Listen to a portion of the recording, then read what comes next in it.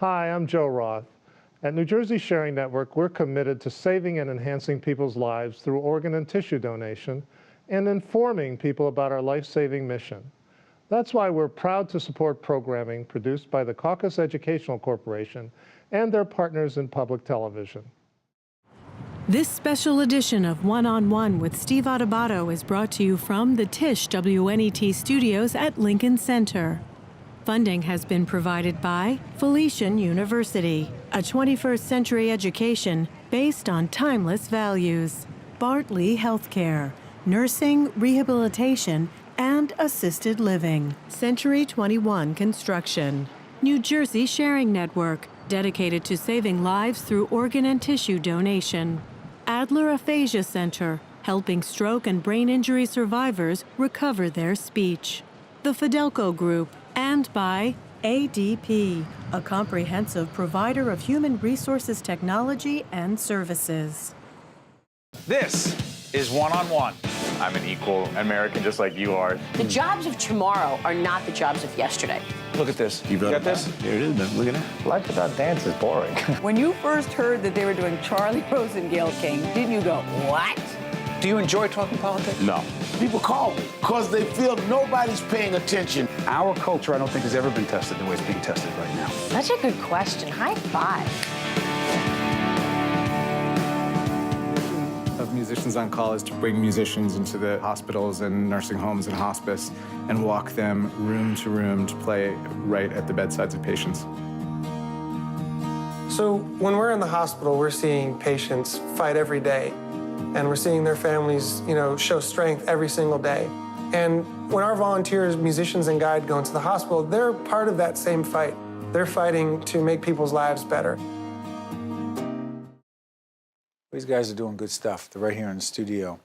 Michael Solomon is co-founder of Musicians on Call, and you just saw this guy on camera in that video, Pete Griffin, president of Musicians on Call. How you doing, guys? Excellent. Doing well. Musicians on Call is A nonprofit organization that brings musicians into healthcare facilities and brings them to the bedsides of patients. How'd you start it? Why? So I lost my girlfriend, Kristen Ann Carr, to a rare cancer called sarcoma about 24 years ago, and we set up a foundation in her name to do research for cure and treatment for that disease. And as an offshoot of that, her mother, who's Bruce Springsteen's co-manager, brought in some musicians to a healthcare facility, and they played in a big recreation room. I was there for that and thought, oh, I can do this. I was a young, aspiring music manager at the time, so I brought in some of my clients into recreation rooms, and it was lovely. We would have anywhere between 7 and 20 people in the room. It was great. And one night, a nurse came and said, there's a couple people who were too sick to come down the hall, and will you go to their rooms? And that was the night where the magic began, because what we saw at the bedside of a patient and their family was really magical and palpable and like nothing I had ever seen or experienced before. How'd they get you? I spent most of my career at MTV and was working on MTV's social campaigns, and a lot of the artists that I was working with on these campaigns were already involved with Musicians on Call. And the stories they would tell me about the impact that this program had was pretty powerful. And one of the stories that they would often share, and I've heard this from all different types of artists, is that no matter where the artist was in their career, it was a great way to kind of reset and remember why you got involved with music in the first place. Because at this program, you're playing at the bedside of someone who's going through a really tough time, surrounded by their family member. And when you see how the room can transform through music and bring joy and healing, it's something you want to keep being a part of. And so after I learned more about it through them, I came over to Musicians on Call, and it's been fantastic. What do you see in people in terms of the response in their families? What have you seen? A lot of gratitude, a lot of surprise. People are constantly telling us, I haven't seen them laugh. I haven't seen any kind of response out of them in days, weeks, months. And this is the first time that there was joy, that there was happiness, that there was a response. So we get a lot of that. And then the other surprise is the musicians, which Pete just alluded to. The musicians' reaction to doing this is the big surprise to me. How do you get them? They come in droves. We have a waiting list. We started of musicians. Of musicians. People want to volunteer. Yes, people want to volunteer more than we have the capacity to support them at the moment. So help us understand the connection between the musician performers and the patients. How does that connection take place? So, I mean, we have a staff here in New York and in Nashville, for that matter, that coordinates these visits, and they're on a weekly basis. So it's Where? What's the geographic footprint, if you will? So we're in 14 major markets across the country. Here in New York City, we're in 18 hospital facilities just here in the city. And This is where it all began. yeah, In New York City. in New York City here at Sloan Kettering. And our team basically creates these relationships with the hospitals as well as volunteers and musicians, and coordinates these visits on a weekly basis. And so these visits can, it's artists from all different types of backgrounds. All of them are professional level musicians. They may not be known or signed to a label, but they're professional musicians, all the way up to, you know, Bruce Springsteen and Katy Perry and Kelly Clarkson and They've done Blake it. Shelton. Yeah, we've gotten support from all of Blake these as well. artists. I'm going to cut you off. I'm sorry, Blake Shelton. Right? Yeah. He's pretty good, right? I'm just joking. He's been. Is that Darius? That's Darius. We were just with Darius a couple weeks ago, and Keith Urban 2 weeks ago. I mean, these folks come to us because they want to do something that that makes a difference in people's lives. Hold on, And is that? that's Rachel Platten, Oh, wow. who actually we saw. She was here last night performing in the city. And she's been a volunteer long before you heard her name, unless you happen to know her personally. I mean, she's been a volunteer for 12 years. Wow. Yeah, so she's, you know, her song. Is that one of the Jonas boys? That is Nick Jonas. Yeah. That's awesome. But Rachel Platten's song, Fight Song, has been an anthem for many ways in hospitals and patients. And as Michael said, but long before that song came out, she's been performing with us, and she's performed personally for over 1,000 people herself. So we get that level of support from people throughout their careers, and it's made a big difference for the folks in the hospitals. You know, I'm wondering, because the demand is so great, you have these performers, but you know, we're also seen in several states, but there's a big audience on the Jersey side. You are not there. We have a program in Camden, which is Which the only hospital is it? Is Our Lady of Lourdes? I think it is Lourdes. Okay, Yeah, that's Lady of right. Lourdes. Okay. That's right. But that's where we're at right now. But you know, Musicians on Call is expanding, and we're looking to grow into more cities and hospitals across the country. Would you have to raise money to do this as a nonprofit? Yeah, Yes, same here. this is the big challenge. It's always the cart and the horse about, you know, how can we expand and raise the money to do that. So we're constantly working toward that. And the artists support us in doing that. They play events for us. Yes. To raise money? Yeah. What can people do right now if they wanted to be helpful? Well, they could, you know, first of all, they could just go to our website, musiciansoncall.org. Pull it up right now. And when you go to the website, we've made it real easy. If you want to become a volunteer, that process starts online. How can they volunteer? I mean, volunteer. So the cool part about Musicians on Call is you don't just have to be a musician to get involved. When those musicians are going room to room, we actually have a volunteer guide who can just be a music lover that's trained at that specific hospital facility. So you get to learn how the hospital works, where to go in the hospital, and then you show up, and next thing you know, you might be walking around with Kelly Clarkson or a great local musician, and you take them room to room. So if you go to our website, you can find out how to volunteer. And then we also have a lot of events and auctions and other opportunities for people that want to, you know, support us in a fun music-related way, but also know that money is going straight to the organization. 74% of each dollar goes to our programs. We have a platinum rating by GuideStar, which is the highest rating they give. So the money is being spent well, transparently, and it's, I think, a great organization for people to And support. that's the organization that decides or makes the determination as to what kind of nonprofit we're talking about. And real quick, any events coming up? You can probably better answer that than I can. Yeah, we've got a couple, but the big one on our calendar for this year is it's our 10th anniversary in Nashville. So we're going to be doing a big 10th anniversary event with a lot of the artists that have supported us through the years in country music, which is a pretty extensive list. So that'll be in the fall. We're working our way up to that. We haven't announced the lineup, but it should be coming out soon. We also just had an event last month honoring Elvis Duran with Demi Lovato and B. Miller and a bunch of great, talented people. How gratifying has this been for you? Like nothing else. Giving is the greatest thing you can do. Giving your time, giving your money, it comes back to you in droves. Well said.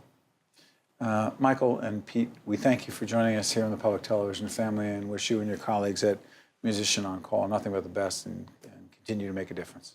Thank you very much. Stay with us. We'll be right back right after this. Thank you very much. To watch more One-on-One with Steve Adubato, find us online and follow us on social media. The Public Television family is pleased to welcome Emily Allen, Senior Vice President of Programs, AARP Foundation. It's good to have you with us. Thank you for having me. For those who don't know what the foundation is, tell them. Sure, absolutely. We are a nationwide organization that focuses in very particularly on the issue of senior poverty. We know in this day and age that even if you have a lot of resources, life can be challenging. But then you keep in mind the fact that 20 million, we estimate that 20 million older adults don't have adequate financial resources and are really at risk of not meeting their basic needs. So the foundation's mission really is about creating and advancing the most effective solutions that help those low-income older adults meet their basic needs in life. Describe some of the most pressing challenges these older adults are facing. Sure, absolutely. You know, when you think about basic needs in life, think about just what you need to survive on a day-to-day basis. And it goes back to, do you have enough food on the table? Are you food secure, or are you struggling with hunger issues? We estimate that 10 million seniors in this nation face the threat of hunger every day. 10 million. 10 million. Yeah, absolutely. I mean, it's just amazing. And it's often not a case of not enough food, but is it access to adequate and nutritious food? Healthy food. Healthy food, exactly. Why is that harder? Well, you know, a variety of reasons. You know, when we think about older adults, where they live, are they in an urban setting? Are they in a rural population where maybe what we consider a food desert? So there's food there, but it's more a corner market kind of thing, right, where there aren't fresh fruits and vegetables or other types of sources like that. So it's a struggle for individuals. Income security, income insecurity. Right. Talk about it. Absolutely. So we know that older adults, particularly when with AARP Foundation, we're focused on people who are 50 and older. So a lot of times people think, you know, skewing older, okay, you've got Social Security or Medicare. When you think about 50 and older, these are individuals that are very often wanting and needing to stay in the workplace. And for whatever reason, may have lost a job and are really struggling with getting back into a job and having that secure, steady source of income. So the foundation very much focuses and works with partners across the country to ensure that older adults have the right skills and have the right connections in order to get back into a good job in their community. The psychological and emotional issues associated with aging fascinate me on a lot of levels. Yeah. I remember when I got the AARP card came to the house. Yes. I may believe it wasn't there. And I talked to some friends of mine, and they're like, yeah, we did the same thing. I threw it out. I hear that a lot. Yeah, I threw it out real quick. Right, right. I was like, what? Well, there's... By the way, they're very good at getting it out there. They are. They know everyone's... Yes, like, yeah. And we are the affiliated charity of AARP. Yes, so yeah, certainly, you know, we are associated very much with AARP. And the fact that, you know, in this nation, 10,000 people turn 65 every day. So this is this is a growing and growing population. But people are aging very differently.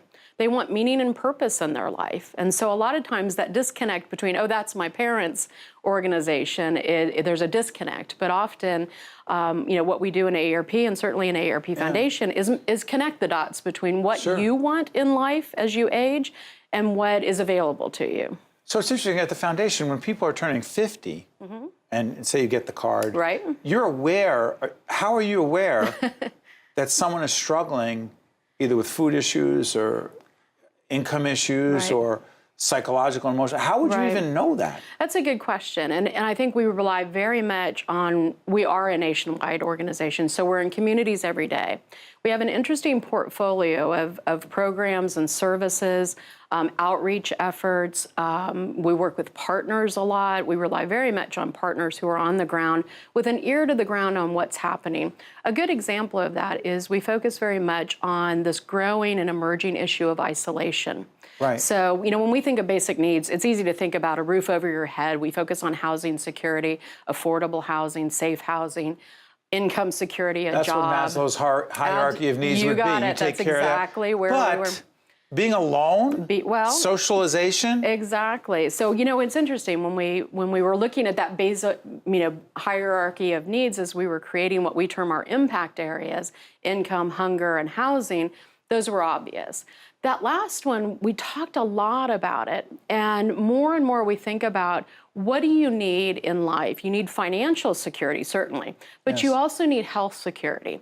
And so we begin to connect the dots between the fact that more and more, we estimate some 17 million people are struggling with the issue of isolation and loneliness. Being alone. Being alone. Feeling or alone. feeling alone. Feeling That's alone. the other piece, yeah. You could be surrounded by people, but feel very, very alone. What the heck do you do for those people? Well, it's a good question. You really have to peel away the onion a bit and figure out what the root cause of it, of the isolation or the feelings of loneliness. It could be the fact that someone may be struggling with hearing loss.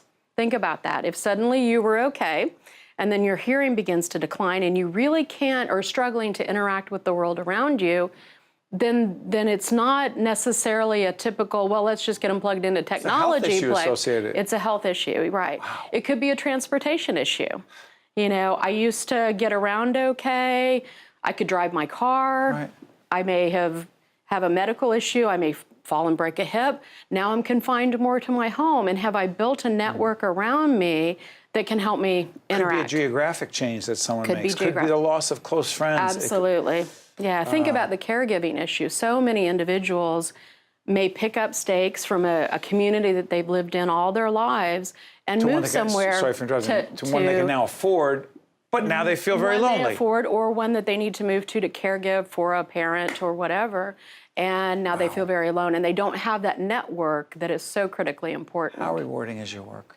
I love it. Every day, me and the team get up and just, I have a team. What's really exciting now is I have a team of social entrepreneurs who are really looking at these issues in new and different ways. We have direct service programs, so we meet and greet and know the people that we serve every day. But now we're also taking on kind of new solutions, and we're looking at new enterprises that we can develop that attack these really systemic problems in our communities. We appreciate the work that you and your colleagues do every day. Well, thank you. Emily Allen, Senior Vice President of Programs at AARP Foundation. I want to thank you for joining us. This is part of our Aging in America series, and the series will continue, particularly when we find people like you. Oh, well, thank you so much for highlighting the issue. That's our job, and we're proud to do it. Thank Absolutely. you so much. Stay with us. We'll be right back right after this. To see more one-on-one with Steve Adubato programs, visit us online at steveadubato.org. If you would like to express an opinion, email us at info@caucusnj.org. Find us on Facebook at facebook.com/Steve Adubato PhD, and follow us on Twitter at Steve Adubato. We are pleased to welcome Dr. Thomas Romo, founder and medical director of an organization called Little Baby Face Foundation. Good to see you, Doctor. Thanks, Steve. How would you describe the organization? Well, the organization is a nonprofit that provides low-income families, children, with free reconstructive surgery of any facial birth defect.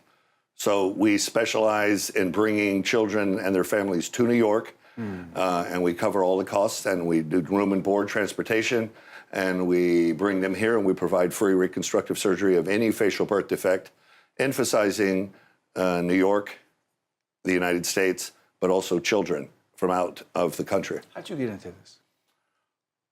You know, the standard model, I'm a plastic surgeon here in New York. I have been for 25 years. And the standard model for philanthropy, it's tough for me to be an investment banker, give you ideas about what to do. But I know surgery of the face pretty well. And the standard model for philanthropy for plastic surgery is to go to India and take care of children with cleft lips, or go to Nicaragua, which is wonderful. But the problem is those children actually have many more problems than that. They have a lip, a palate, a teeth problem. They have phonation. They need PE tubes. And I used to go on those trips, and I would say, like, why don't we take care of this, or why don't we take care of that? And they say, well, we're the Cleft Lip Foundation. That's right. And I'm also looking at the amount of how we can help and how much need there is in this country and in this community. I mean, we operate on kids from Queens, from Harlem, from Brooklyn, all the time. And we provide these services for free. So these are life-changing surgical events.